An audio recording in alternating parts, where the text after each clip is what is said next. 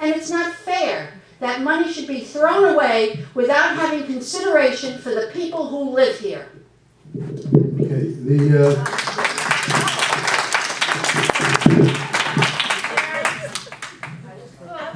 yes, Alice. I would just like, my name is Alice Lark. Alice, would you mind, because of some people, and plus we'd like people to know who you are. This is Alice Large from the Yorkshire. Is that for Alice or is that for the Yorkshire? Both. My comment is, I think your comments were right on target. But in all fairness, I do not think we should try to put a couple of board members on the spot to answer those issues. I think those very same issues are valid, but should be brought up before the entire board. Right. And not try to nail People who did show up as representatives of the board, and I don't think they should be put on the spot like that. Yeah, thank you. I didn't know how to put that, but I was thinking that too. You're throwing out the questions. We have the questions on the video. We can present the questions to the proper people. We're not putting anyone on the spot. Kim. For those of us who do pay our maintenance and assessments, who are we going to be paying now as of April 1st? My understanding, if you were at the last board meeting, which you were not, you were. There's 9 days left. You were informed that there was a mailing going out this week that will give you that information. Okay? So check your mail. I do. Thank you. Yes, Jeffrey. Oh, okay. All righty. Somebody else speak up. Don't be bashful. Okay. This right of refusal was something that bugs me. And they just ratified their right of refusal. I understand what a right of, well, you were asking me the different topics, so I'm bringing that up. And then the other thing in the first agenda that bugged me was actually opening a property, in other words, a real estate bank account.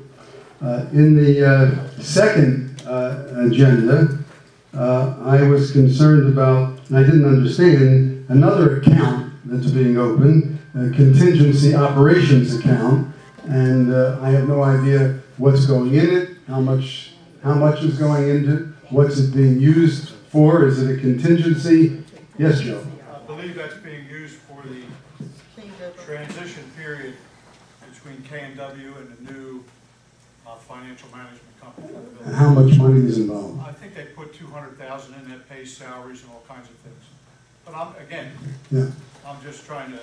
Yeah, well, I didn't know it wasn't. No, it was just ratified. It was just ratified without any explanation. Could you repeat what he said? Because yeah, I'm sorry. He said 200,000. He thinks, and I don't know his source of information since he's not on the board, but he thinks $200,000 or so was put in for the transition from KW to our current situation where we're hiring new people. Is that what you said, Joe? We're not hiring new people. We're in that transition period. We have to pay salaries and all that good stuff. Right. So that's what I believe that account was set up for. All right.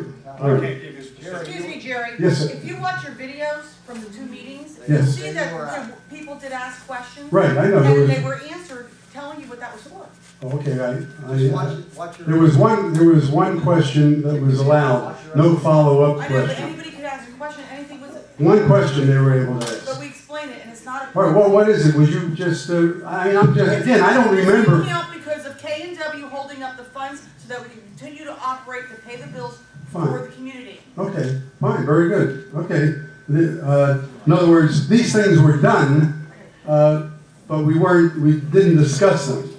Okay, again, we have the right of first refusal being brought up, which again has to do with buying another property. So we know nothing about the first property, and we know less about the second property. And then it appears that we spent, and I have no idea how much we spent, for a new sound system, a surround sound system here. And again, that was something that was done, and I'm not aware of any discussion on the matter. Lovely system, but I'm just not aware. So again, that's the purpose to me, of this meeting is to discuss things that haven't been discussed and see if we can get some answers. So, another chance for someone to say something, speak up.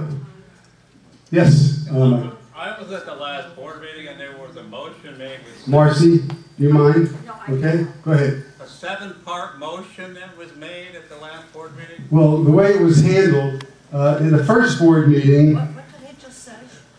Michael said that at the second board meeting, the ratification was done in mass. Okay, all 7 items that were listed on the agenda to be ratified were ratified as one. Okay, all of them were whereas in the first board meeting, each one of these things were brought up separately. That's what you're referring to. Yeah. Okay, is there a question about that? Well, it just didn't seem that there was enough discussion about 7 different items at once. It was like a pork barrel thing. All right. It was done that way. It's very efficient, I'll tell you. It's easy, going to the meetings. It's easy going to the Sales and Lease Committee meeting because things happen fast and there are decisions that have already been made that are being ratified.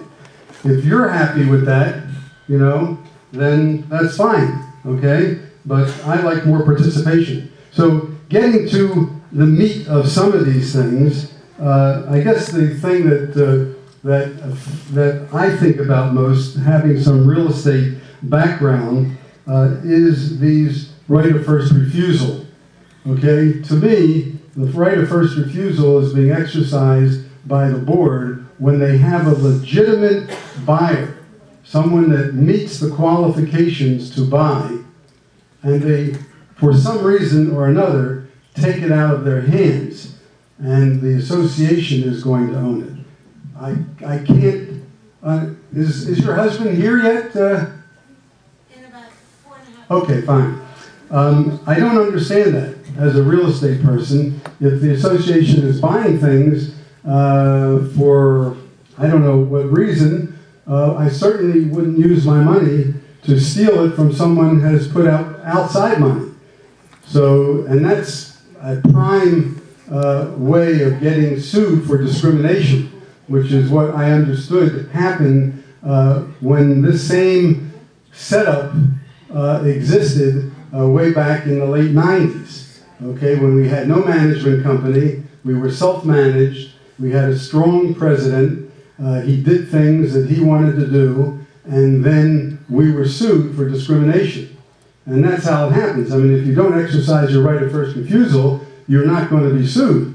Okay? And I don't understand why, if we have rules that owners must live up to, or standards they must live up to, for the life of me, I can't figure out why you would want to, especially when you have so many foreclosures, why would you want to use your money to steal that away from a legitimate buyer? Doesn't make any sense, and it's never been explained. Okay, if anyone wants to explain it, Michael? Well, you had a legitimate buyer, which was the city, Right. The federal government, the stimulus federal government money, that would have upgraded that apartment, paid the same price, put 10,000 or 12 or 15 in it, whatever we demanded, and then put it only back on the market to sell to someone who would qualify under our criteria. It had nothing to do Did everybody hear, Michael? nothing to do with subsidized housing, nothing to do with Section 8. And here's an example, we could have used someone else's money and gotten the same It's beyond me, it's beyond me, and what happens is just what happened with Steve. Okay, Steve stood up and said catastrophic. Okay, other people stood up with the other subject and said, not chapter 8. Section 8. Section 8, said Section 8. And so all the facts of the situation went down the drain. And the only thing was the emotion involved. Catastrophic, Section 8, and that made people frightened and figure that what they were told is good for them. I don't get frightened, okay? I like to understand when somebody says something, especially when they say something that's catastrophic, okay? So I don't understand. I don't understand the thinking that would allow us to use insurance funds, which right at the meeting, Mr. Sam, excuse me folks, right at the meeting, Mr. Samuel says, we're taking money from the insurance proceeds and putting it into a new account to buy property. I mean, give me a break. Yes, Steve. Catastrophic was probably a wrong choice of words. Do we agree with Steve? It's a wrong choice of words? Okay, thank you, Steve. I was just trying to make the point that we have serious infrastructure problems, and I'm not sure that we have the money to take care of those. All right, I understand, but the catastrophic is unnecessary. Yes? You know, by us buying foreclosures, So easy. I understand that if somebody on the outside buys a foreclosure, they can rent it to anyone. It does not need to go through the board, if I'm correct. No. I'm wrong? Subject to our It still has to, the tenant has to be, and that's one of the reasons why investors are not so interested in buying, because they're not sure of the standards that are going to be used by the current Sales and Lease Committee, which is dominated by, not dominated, there's only board members on. They definitely have to go through the board. Yes, they do. They have to go through the Sales and Lease Committee. Next subject. Okay? Pardon me, Mark Richmond from the Bordeaux.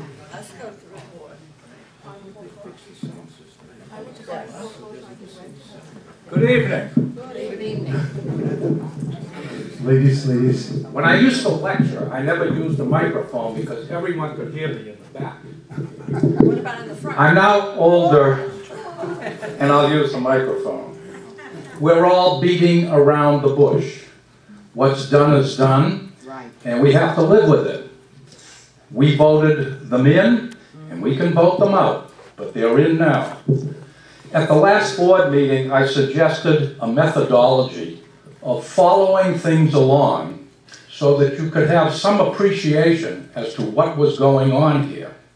I think it's critical, i.e., we cannot accept a treasurer's report that says everything's hunky-dory, we have $100 million in the bank, and we owe this. We need more than that. And I suggested at the last board meeting that the only way you can legitimately understand what is happening and what's going on is to follow the money. There has to be an accounting in precise terms, down to the penny, or if you will, rounded to the dollar. That money in, and then you subtract money out, and you have a balance at the end of the month. In this day and age of computerization, it is totally impossible to conceive that this place does not have a spreadsheet of money in and money out so that any one of us could come in either on the computer or on a piece of paper and look at the balance sheet. If you can't read a balance sheet, I suggest that you should learn how to read a balance sheet. But nevertheless, you look at money in and money out, and the money that goes out has to be accounted for. Now, you can take a whole bunch of miscellaneous things and say, we're not going to list anything that's under $100. But anything over $100, we want an itemized detail of what happened, etc., etc. When you do that, nobody can pull the wool over your eyes. If you don't do that, and you don't have access to money in, money out, and an accountability of expense, then anybody can pull the wool over your eyes. Yes? That's what I've been talking about for 2 years. None of the boards have done it. The last 3 or 4 presidents haven't done it. But it's going to get done now. Well, I recommended to the board at the last meeting that that's what we needed. All the board members were there, and I hope they take it up. A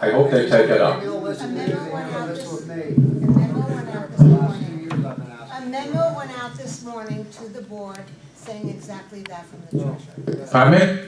Yeah, okay, we have the treasurer right up here. I typed it, so- Okay. Is it time for me to relinquish? Yeah, well, it's a perfect entree. Now we have the treasurer here. Well, I'm not done. I brought this up at the board, and all the members of the board thought that, yes, that's easy to do. And now we have to wait and see if it is implemented. So it's up to us to follow along and make sure that it's implemented. That's all I have to say. That will solve all of these problems, because then we will have the capacity and the ability to talk significantly about expenditures and what we want and what we don't want. And I'll give you my aside. And one of the asides I have is the concept that Mr. Miro has alluded to, which I think is absolutely correct, that we collected a large amount of money for an insurance settlement that was to pay for things that had never been done or had not been done and had been put off because we didn't have enough money, and the people at hand did not want to be assessed for things that happened, like Hurricane Wilma. As though an assessment is some sort of evil damn thing that you can't contend with. Well, if you live in America, you got to have an assessment. It's ridiculous to think that you can go through an entire year and not have 2 or 3% increase in expenses. Reserve you're talking about, not assessment. I'm not talking about a reserve, because... So you've got an assessment every year, you should have a reserve? No, I didn't say that. Don't put words in my mouth. Don't put words in my mouth. Don't put words, no, it's not. I have the floor. Okay. Where's the rust? So, I do not think, and you can take this and think about it, and they touched on the various and sundry points, that insurance money for fixing up this place, which is in desperate need, as has been alluded to by Steve, in certain areas, maybe perhaps not catastrophic, but there are certainly lots of things that need taken care of. I do not think that insurance money, which should have gone to the rehabilitation of International Village, should be used by people to buy apartments. Where does this board, who had trouble as long as I've been here, which is now 3.5 years, to even agree on something, come to the point where they think they can manage a real estate business? What happens if we buy an apartment, we meaning us, through the auspices of the board, and that board, with all good intent, wants to sell or rent the apartment? What happens if they can't do it? We're in the same boat we were before. There's been tremendous amount of talk about people who are investors, and it's very bad for this place to be taken over by investors. Why? An investor is going to buy the property, fix it up, and hope that somebody rents it at a good price. That's all we want, because then, as soon as the investor buys it, the maintenance is being paid, the assessments are being paid, everything's being paid, and if the investor cannot rent or sell the apartment, International Village doesn't suffer, the investor suffers. So I leave that to you, because we're not out of the woods yet in terms of what's going to happen in the next year and a year and a half. We are not out of the woods. The raise or the rise in adjustable mortgages is still coming. It's not over with. And there is going to be more pressure on the system. I think it's foolhardy for International Village to get into the business of renting and selling real estate. Thank you very much. Okay, thank you, Mark. And now we have our, appropriately enough, we have our treasurer here to say a few words. Stuart Wolf. Good evening, folks. I just want to say one thing. The reason I was a little late is my wife and I were giving a dinner farewell party to Wilhelmina, who I consider the best clerical person since I've been in the village, and we're going to miss her sorely, and anyone who's dealt with her will agree with me 100%. She's sitting in the audience. I would give her a hand.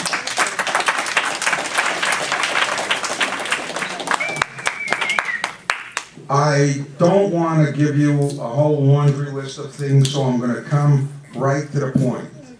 What Mark said, whether I agree or disagree, is not part of what I have to say.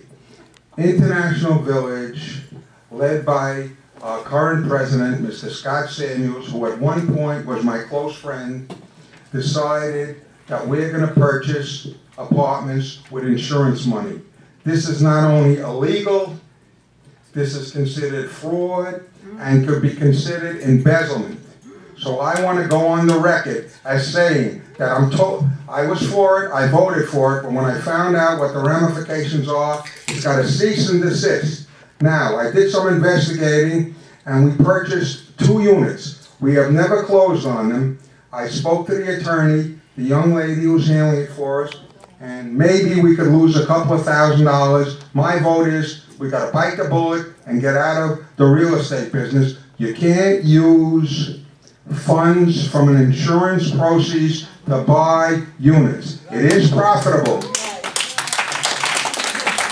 The number one thing that must be done in the village is to repair the village with the money.